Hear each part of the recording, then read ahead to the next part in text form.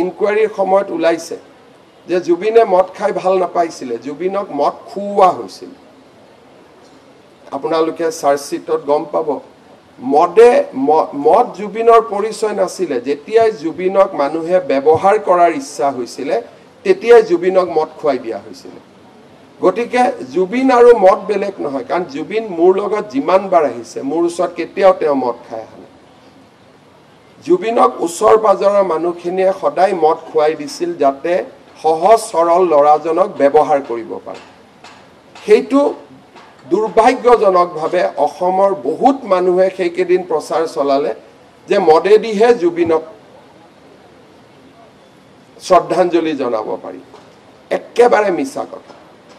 ইনকুৱাৰীত পাব আপোনালোকে জুবিনক ষড়যন্ত্ৰমূলকভাৱে মদ খুওৱা হৈছিলে যাতে জুবিনৰ ধন সম্পত্তি এছামে লুণ্ঠন কৰিব পাৰে।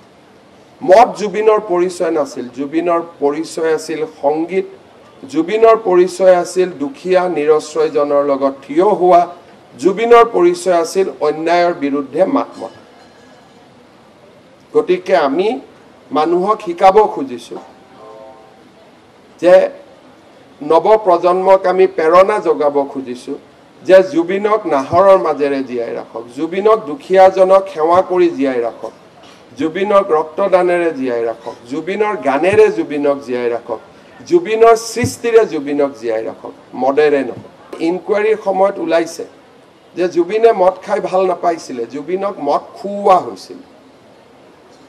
আপোনালোকে চাৰ্জশ্বিটত গম পাব মদ জুবিনৰ পৰিচয় নাছিলে। যেতিয়াই জুবিনক মানুহে ব্যৱহাৰ কৰাৰ ইচ্ছা হৈছিলে তেতিয়াই জুবিনক মদ খুৱাই দিয়া হৈছিল।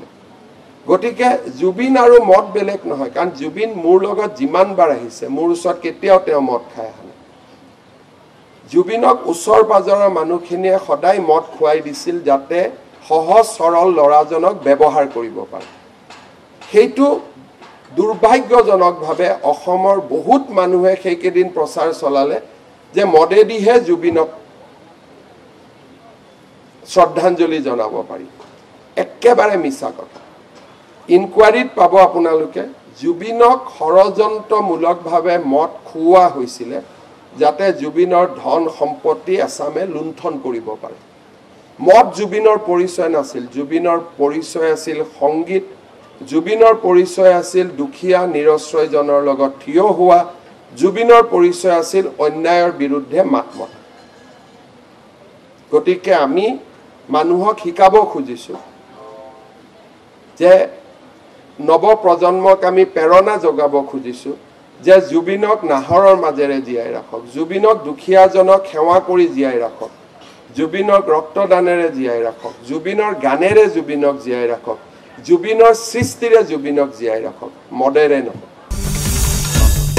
আসাম টক্স আপোচবিহীন অসম কণ্ঠ।